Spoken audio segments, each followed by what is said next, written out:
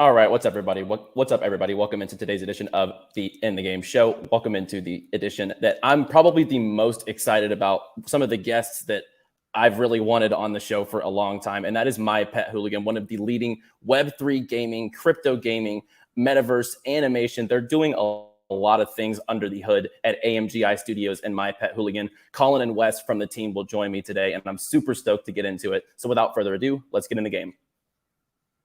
T-minus 15 seconds. Guidance is internal. 12, 11, 10, 9. Ignition sequence start. 6, 5, 4, 3, 2, 1. If you ain't here to hustle, why is you here? But if you here to hustle, the moon is near. It's crypto Banter, not financial advice. If you don't listen, what's the cost, what's the price? This ain't a game, put you on game. I know you don't play, but ain't a percent. If you ain't here to hustle, why is you here? But if you here to hustle, the moon is near. It's crypto Banter, not financial advice. If you don't listen, what's the cost, what's the price? This ain't a game, put you on game. I know you don't play, but ain't a play. If you get lost, show you the way. All right, and let's dive right into it. Be sure to like the video if you enjoy the show. And if you are bullish on the future of NFT gaming and my Pet Hooligan specifically, of course, and as well, subscribe to the channel for videos here every single day on Crypto Banter. Shout out to our sponsors quickly: Myria, Animoca Brands, Unix Gaming, MEXC, as well as Spintop, some of the leading GameFi companies and platforms and exchanges across the Web3 space. Be sure to hit the link in the description down below to check out more information on all of our sponsors. And let's bring on Colin and Wes from AMGI Studios and my Pet Hooligan. Guys, thank you so much for joining me today. Hey, it's great to be here. Thank you very much for inviting us. Thanks so much for having us, guys. Absolutely. I'm stoked to just dive into the whole ecosystem. Like I said, I mean, you guys know how bullish I am on the ecosystem and everything you guys are doing. So let's go ahead and I want to let you guys introduce yourselves individually. And then if you want to introduce my Pet Hooligan as a whole, so that way people who are new to the ecosystem or don't know you guys' background, they can get a little bigger picture of what you guys have built to this point, because I think it's some of the most impressive work in the Web3 gaming space. Sure. Thanks, Johnny. So my name is Colin Brady. I'm the Chief Creative Officer and Chief Technical Officer at AMGI Studios. Hey, guys. My name is Wes Paglia. I'm a Web3 Creative Director over here at AMGI Studios. And so we've been around for about 3.5 years. We started as an animation studio that was trying to revolutionize how these animated movies are made. So we found the best Pixar and Disney artists and animators we could find, mixing it with the real-time rendering of the Unreal Engine. And 3.5 years ago, that seemed like a good bet. Every day, it seems like a better bet all the time. It's paying off. It's really paying off. And so almost exactly a year ago, we decided to launch this NFT collection. Because I think in large part due to Wes and some of the other people on our team, they said, we're super well suited to make NFTs and real-time gaming. And so we've always been trying to be at the leading edge of technology. So mixing all these things together, turns out that we are very well suited to not only make an NFT collection, but we're also doing one of the best Web 2.5 games around. Yeah, so we're very, very proud of it. And it's one of those things that, Colin had this vision of making the fastest animation studio in the world. And I think, that internally, I certainly have come to see us, obviously the studio not only has so much prowess and expertise in IP creation, character design, world building, all the elements of storytelling that we would, historically want to go into in, making films. But then the fact that we were able to make things really fast because Colin had already started to work on all of this real-time animation technology, we realized that we were really well positioned to utilize these things specifically with a Web3 context. And once we started doing so, it kind of took off for us. Yeah, absolutely. We're having so much fun with this. I mean, we still continue to develop traditional TV shows, feature films. We're developing a project right now with Netflix, and that's super exciting. But what's interesting about this NFT space and the real-time gaming space is that we have daily, if not hourly, feedback from our community. And the story that's developing around My Pet Hooligan, it almost feels like it's writing itself. Yeah. There's this lore that's developing, along with the story right now. I don't know how much you know about the project, but My Pet Hooligan is an NFT release of 8,888 hooligans, and these are freedom-loving hooligans that are fighting the evil meta ZuckBot, and they're fighting for freedom against tyranny of large corporations that want to manipulate us and control us using their algorithms. Oh, in the metaverse. Yeah, and so they've unleashed these ZuckBots that are trying to enslave these poor hooligans and make us mine for carrots for their evil purposes. So these ZuckBots have been freed from prison, and they're now running crazy in the Rabbit Hole game, which is in alpha release right now. We're hoping in about 2 to 3 months this will be available on the Unreal Marketplace and will be a free-to-play game, much like Fortnite. So, I always tell the team, it's not enough that we just have, 8,888 different people allowed to play in this game, but I want a million people in this game. I want to follow in the same footsteps of Fortnite, but different than Fortnite. These characters will each be a one-of-one NFT. Also, they'll have fully animated faces in the Disney style, which allows for really great social media experience. Yeah, massive social user, content creation. So this is really more than just shooting stuff and blowing stuff up. We really think this is kind of the best of like a Roblox experience, a Fortnite experience, but also almost like a Pokemon experience where people can actually buy skins and trade these skins with their friends. So we're kind of mixing all the best of what we think the world is looking for right now. So we're just having a ball. Yeah, certainly what we like and what we know works, and then kind of just turning it into this whole thing. So we're just honestly super grateful that we've been able to, launch this IP, find this community who's helped us develop it with us. As we always kind of say, it really is IP creation in real time. So it's been amazing. And we've got our COO, Luke. Well, look who's here. Hopping on in too. So it's Luke Paglia, everybody. Let's go. What's going on? What's your role here? Well, I'm usually the guy who's on time and keeps everybody else on time. But clearly that's not the case today. Very, very late. And I get the coolest job in my opinion because I get to help keep things organized. Usually, not today, but keep things organized. But also get to work with the creatives and support their vision and make sure that whatever the direction is they want to go in, we make sure that that's all supported, get the resources in place, and make it happen. Yeah. Absolutely. Yeah, he does it with a smile. He looks really nice, but he's really tough. Yeah. So you got to watch out. Luke has an amazing ability he's super just well-mannered and kind-natured, and then just like the moment that you got to turn on, it's like, yeah, guys, we got to get this done. Everybody's like, shit, we got to get this done. So, So what you're seeing behind us right now, this is the first time we're actually showing the world this much stuff. This is a glimpse of some of the ZuckBots that we're about to release. We haven't given the exact date or the exact number, but you're seeing right now behind us thousands of really high quality 3D renders. And this is exactly the quality of the ZuckBots that will be in the game. And that will eventually be also available on mobile for like a BattleBots game of sorts. So what we thought we would do this particular live presentation is just stream all these things in progress because we're proud of each and every one of them. Yeah. Absolutely. And you guys should be like, I'm so stoked. I want to go layer by layer really quickly. Yeah, no problem. Yeah, exactly. And like for anyone who's new to the ecosystem, right, that just hasn't had the opportunity to maybe listen at this like level of scope on what is under the hood at AMGI, I think it's really eye-opening in the space. So like from a games perspective, how would you guys describe the gameplay loop? Because for me, it's like Grand Theft Auto and Ratchet and Clank had a baby and produced My Pet Hooligan. Yeah, but then the hooligan style and attitude in the game just takes it to a new level for me. So how would you guys describe the gameplay loop? Absolutely. You're completely on point there, Johnny. So our game director, Carl, also, I know that Ratchet and Clank was a big, creative inspiration on the way that the game looked and felt, and certainly as far as just the user flow of the experience. But when it comes to the actual game loops, we're really excited about this. So there's going to be multiple game loops and game modes in the Rabbit Hole game. I think the easiest analogy to make is kind of like GTA 5 meets Zootopia. So it's an open, expansive world in which multiple game modes are going to be able to be accessed by a player. There's going to be both PvP modes and PvE play. But the cool thing is about all this is obviously this is a Web 2.5 game, as Colin had mentioned. So these modes, so obviously we'll have, some of the first game modes are going in right now. We have Battle Royale and Team Deathmatch getting built in. We're really proud of that.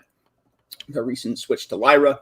But these various modes will be layered on top of a larger resource management game that we're calling Turf Wars. And through those various modes and, playing, Team Deathmatch or Battle Royale or even various PvE modes, you're going to be able to get some exposure to the various in-game assets and digital assets that you can, end up owning. And then there's a funnel upward to that overall Turf War resource management game. And I'm happy to go into that more. I don't know if that made any sense or not. But. No, I definitely did. I completely. That's fantastic. And a battle royale being built into MPH. Oh man, I can't wait to hop in. I was really pumped about it. Yeah. We just came back from Vegas just yesterday. There was an expo there, and what's really kind of cool is that when we put on these shows and we meet a bunch of new people out there, we're actually playing the game ourselves, and sometimes it's the only time we as a team here, as leaders, get to really dive in and play the game like for a long period of time. Normally we have the team, they're out there playing every day with each other. They're all gamers at heart. And what most people say when they come up and play the game is just how smooth it is, how clean the gameplay is, how fun it is. But now we're finding it ourselves. I mean, someone should just, taking some footage of ourselves. We're just laughing. And we're having fun, like shooting each other. And it gets competitive real quick. For sure. And there's not like right now, it's really just PvP right now. And we get into it. So it's cool. Yeah. So the idea is that if no one has any clue what Web3 is about or a MetaMask wallet is about, that's completely okay. In fact, we're leaning into that really hard. Big time. We know that there's a barrier of entry for most Web3 play to earn gaming. We know that's kind of taken a big dive, and that's a bad word. That's awesome for us. This whole shakedown, this whole crypto crash has been really, really healthy for us because I think it's separating, the wheat from the chaff. Yeah, and a lot of the dead wood is falling from the trees. And so all of a sudden we're the only fun game I see out there right now. I mean, I don't want to be critical because there's so many wonderful people out there, and a lot of people have very interesting plans, but it's just kind of shocking when I try to look around and say, are there any other fun games that actually have a Web3 component? I've never played any yet. I haven't seen any yet. I'm sure I'm insulting somebody right now. Not to say there aren't lots of talented people. A lot of talented people out there. So this is basically, I think for most people, this should just be a super fun Web2 game. What they don't realize is that they will be playing as an NFT under the hood, under a wallet that they don't even have to know that they're playing as an NFT. At a certain point, they will be gaining rewards. And hopefully this should be, it should be something that gives them a, whether it's a free cup of coffee at Starbucks or $20 off a pair of shoes or a concert ticket. This should have real world benefits. I always say if the Web3 metaverse doesn't really improve your real world, then I don't want anything to do with it.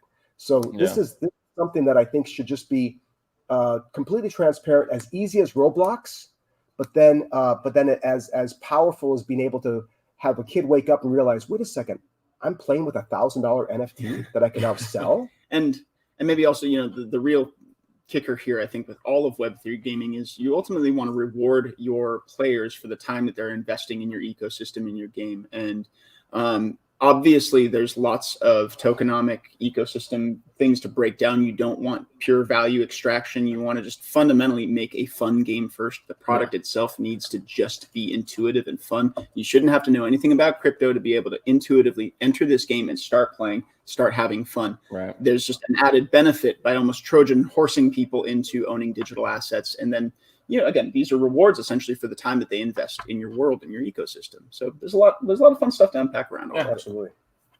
I love that analogy, Wes. Trojan horsing them into the NFT gaming industry. First positive use of a Trojan horse. I'm gonna trick you into doing something. Let's talk about the tech real quick too.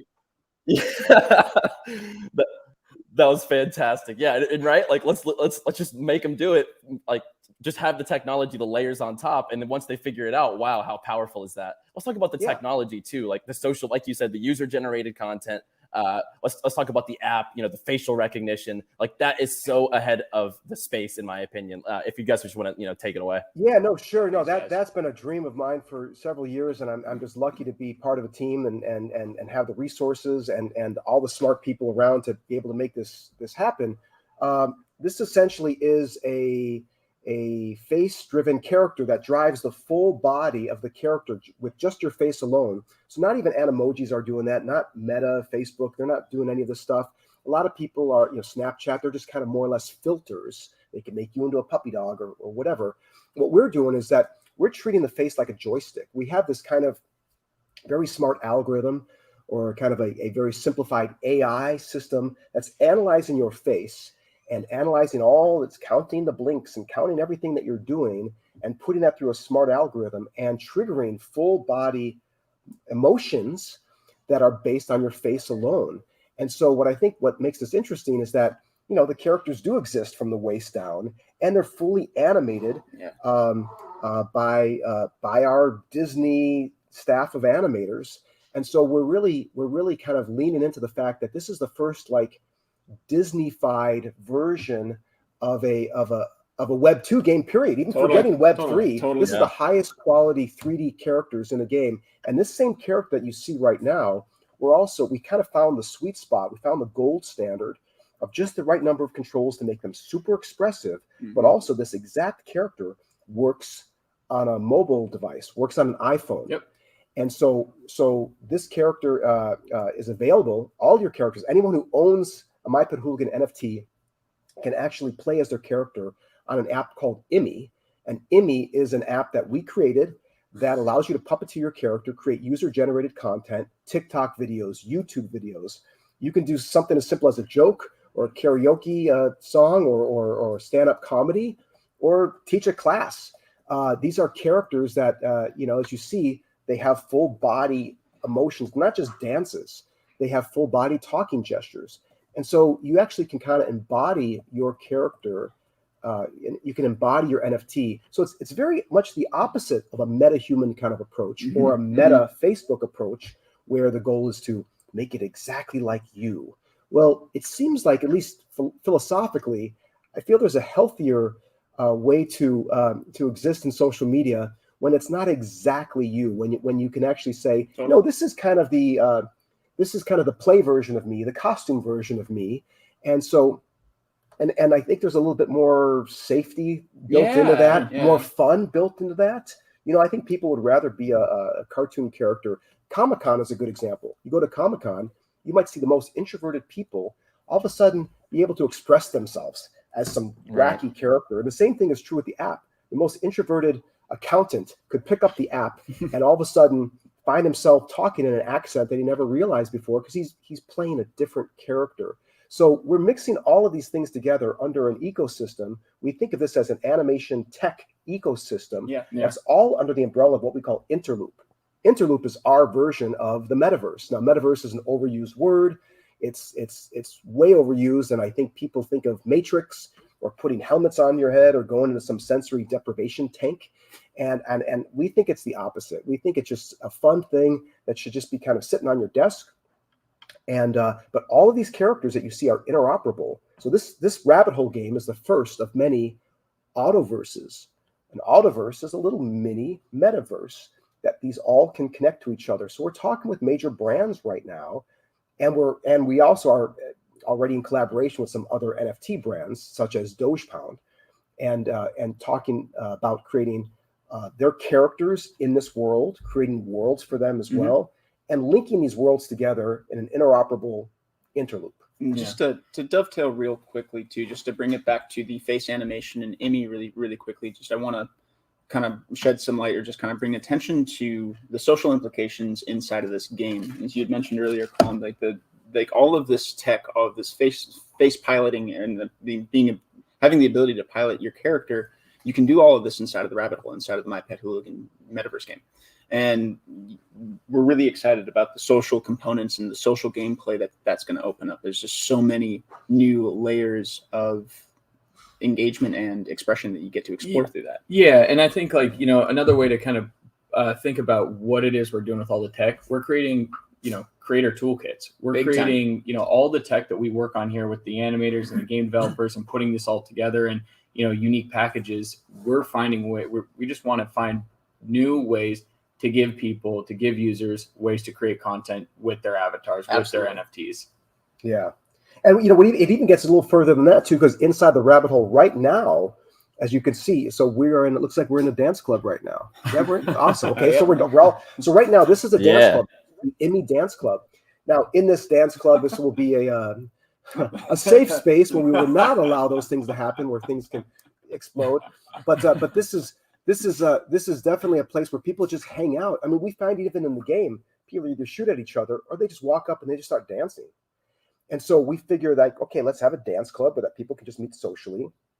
There will very much be a music component. We're talking to some major band names right now. Excited about that. And so concerts, like Travis Scott, certainly.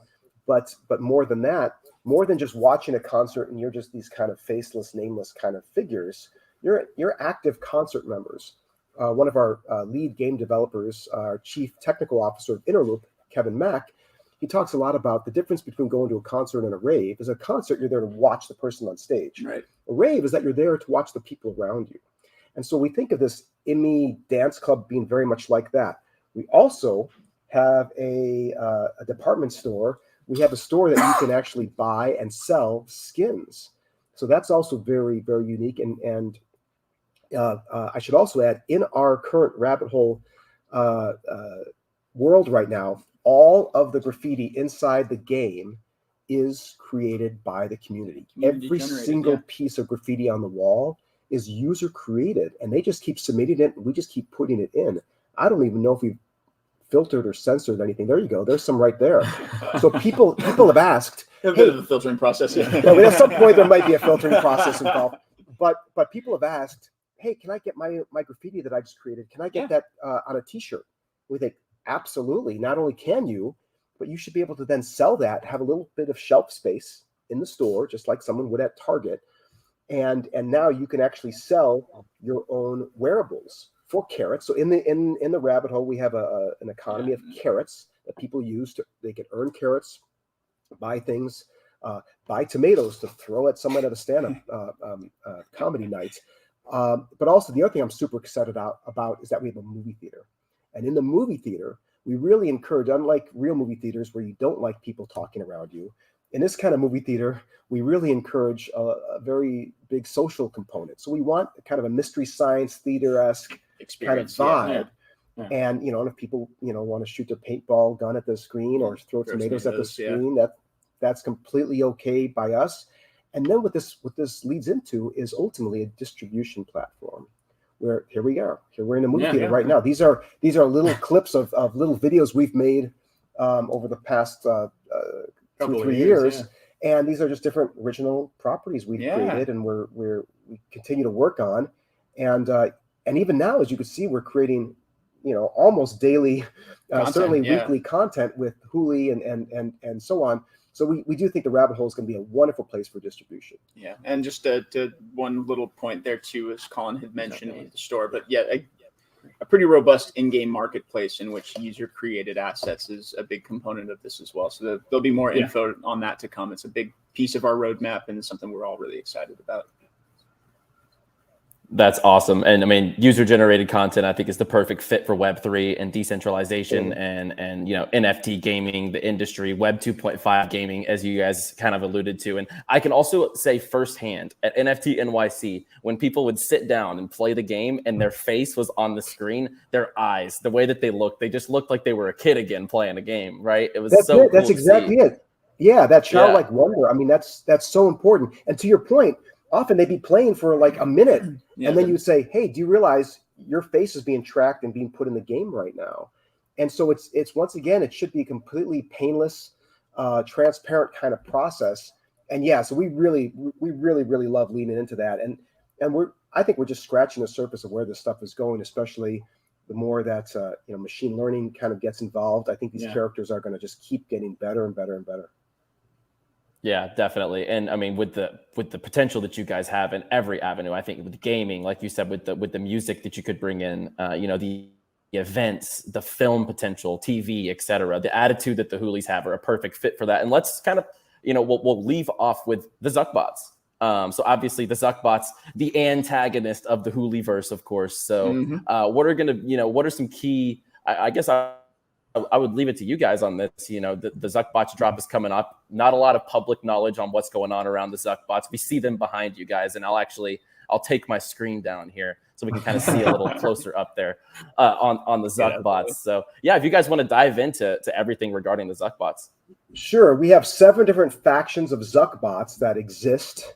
The evil Meta ZuckBot created these different ZuckBots to control us. So we have announced publicly that we are releasing 3 of these factions. But what's unique is that these aren't the cold, sterile, generic ZuckBot issued factory standard ZuckBots.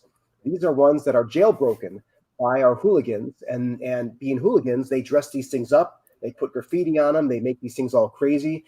They're using Meta ZuckBots, actual ZuckBots, against him to then now fight against Meta ZuckBot. Really chaps Meta ZuckBot's ass. Yeah. So right now you're seeing this is the ZuckBot. This is the original one that's in the game, and there's thousands of these. We haven't released the exact number yet. They all have different weapons and properties and things like that, and these will all be available to battle each other for carrots. And on our mobile game, so they're gonna have a mobile game that you'll be able to do some pretty cool things with that we can't go into full detail on all of that. Right. But then we also have that same kind of BattleBots mobile game will have a similar utility in the game as well as a mini game. I don't know what else. I know there's a lot we can go into. But what else can we say? There's a lot of upcoming information actually.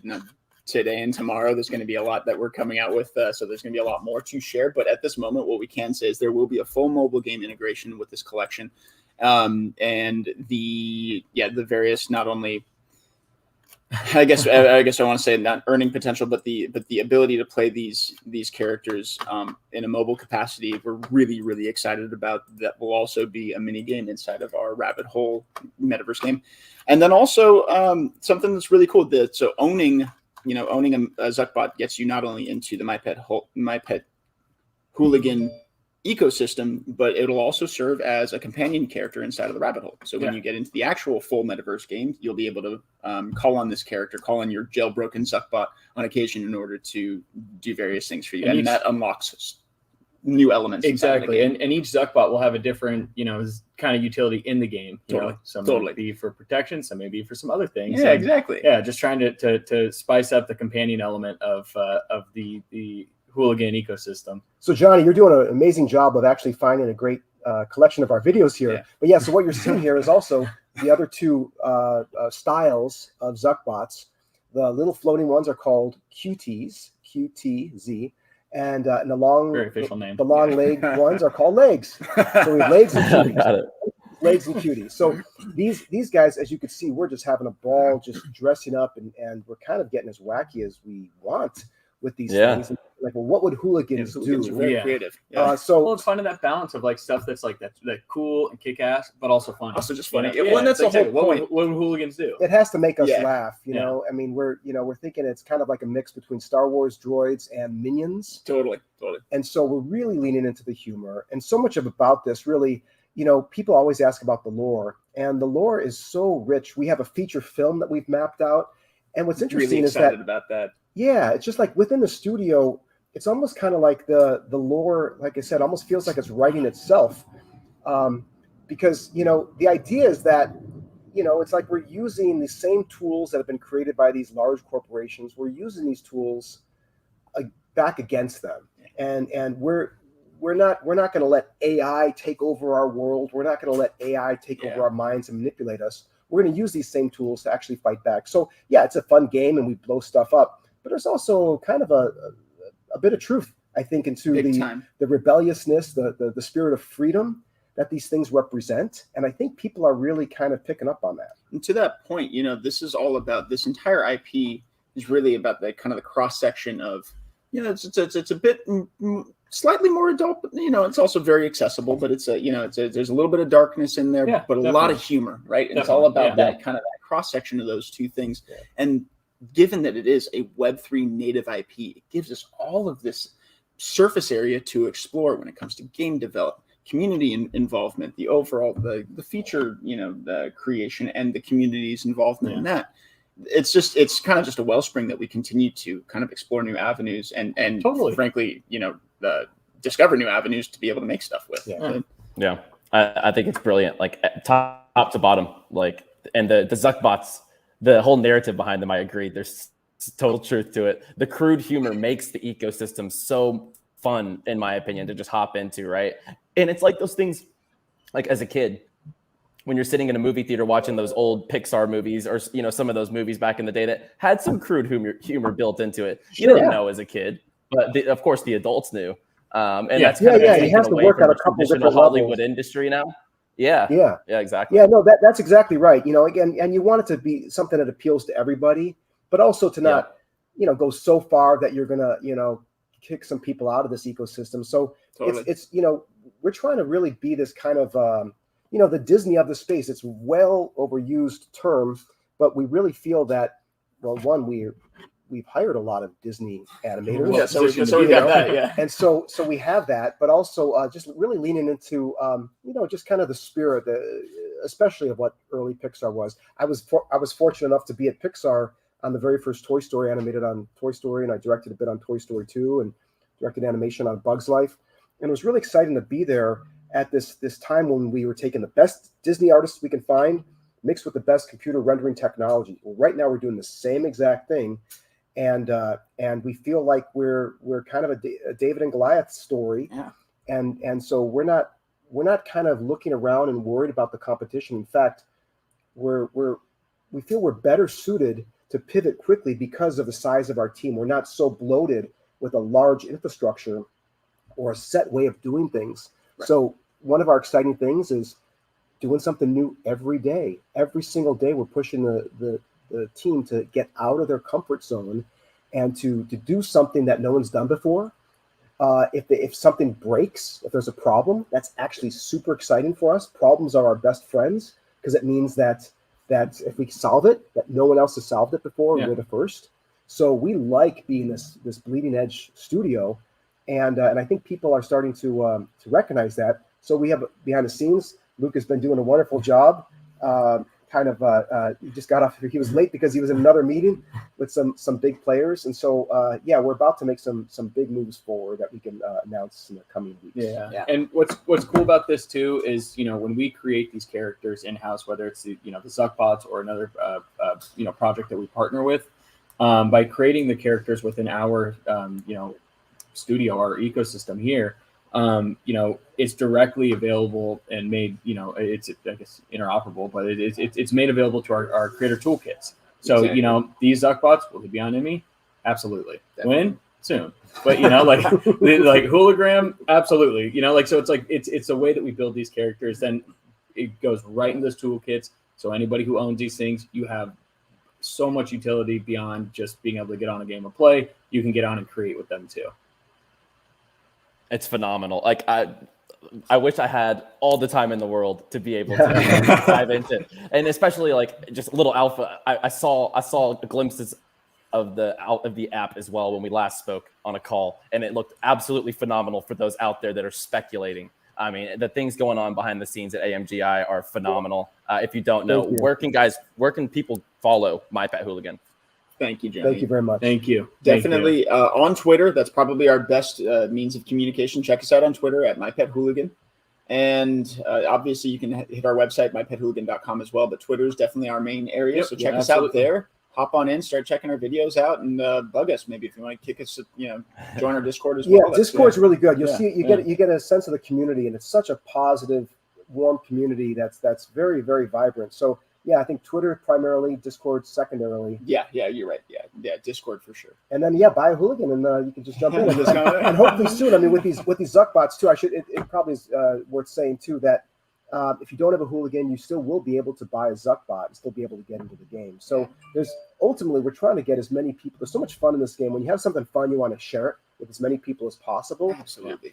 So there will be a certainly a free way to play this, not as a OG hooligan, but as a way to play as a simple hooligan and kind of grind your way up. Yeah. So and a couple of the ways to have free to play too. We'll definitely have some elements and some on ramps for people to get involved in the community. I can attest. You guys gave access to my NFT collection. The TTOO holders are part of Hall Pass. They're able to hop right in and be able to play, and they absolutely love it. They have the TTOO hoodie. It looks fire. So, and that's just another testament to the animation that you guys do, and like the care, the detail, the level that you guys go to make it an experience for the user. So, I mean, Wes, Luke, Colin, thank you so much for joining me today. Like I said, I've been super stoked to have this show and really get the whole ecosystem out there, because once people, like I've said it a couple times, see under the hood exactly what you guys are doing at a scope and a full level, it really is eye-opening, and I think people have a lot to be excited about the ecosystem. Guys, if you are bullish on My Pet Hooligan, or you are bullish on the future of NFT gaming, animation, or the metaverse, like the video and subscribe for more In the Game shows here every single week. I'll be back tomorrow with another big show to end off the week. As always, play well, my friends.